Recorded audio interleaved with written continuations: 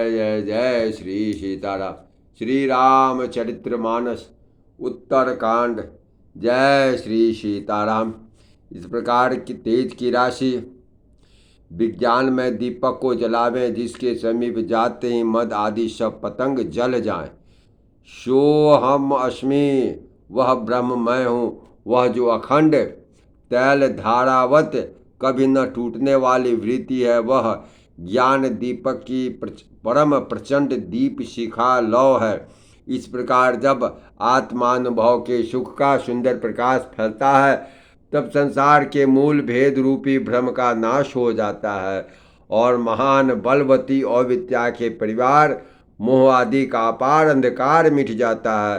तो वही विज्ञान रूपनी बुद्धि आत्मानुभव रूप प्रकाश को पाकर हृदय रूपी घर में बैठकर उस जड़ चेतन की गांठ को खोलती है। यदि वह विज्ञान रूपनी बुद्धि उस गांठ को खोलने वाले पावे, तब वह जीव कृतार्थ हो।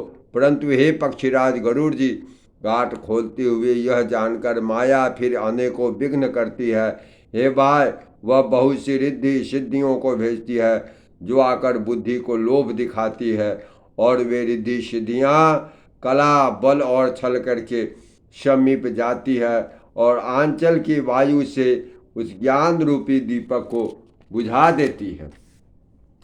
यदि बुद्धि बहुत ही सियानी हुई, तो वह रिद्धि सिद्धियों को अहित कर हानि कर समझकर उनकी ओर ताकती नहीं।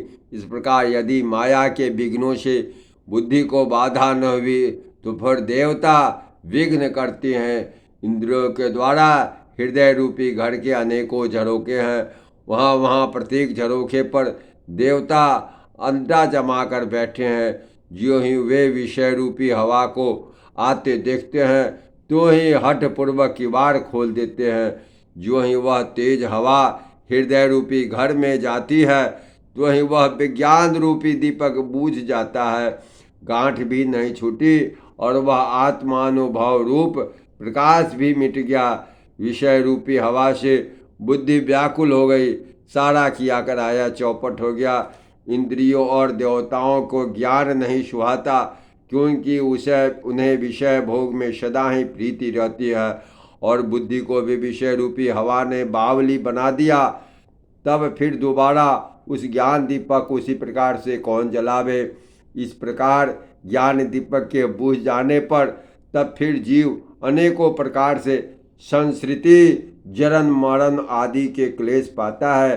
हे पक्षीराज, हरि की माया अत्यंत दुस्तर है, वह सहज में ही तरी नहीं जा सकती। ज्ञान कहने में कठिन, समझने में कठिन और साधने में भी कठिन है। यदि घुनाक्षर न्यास से संयोगवश कदाचित यह ज्ञान भी हो जाए, तो फिर उसे बचाए रखने में अनेकों विघ्न हैं। जय श्री